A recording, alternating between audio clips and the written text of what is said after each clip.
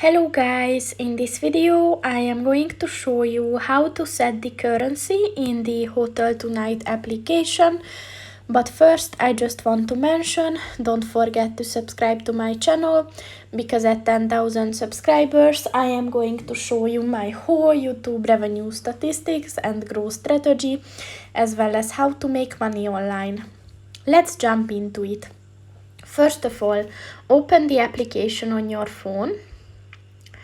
And then click on the person button at the bottom of the page on the right. And then scroll down and at your information section, look for the currency button and click on that. And as you can see, if you scroll up and down, you will be able to see all the available currencies that you can set within this application. So just click on the one that you want to use and it is set. So that's pretty much it for this video, guys. See you in the next one. Goodbye.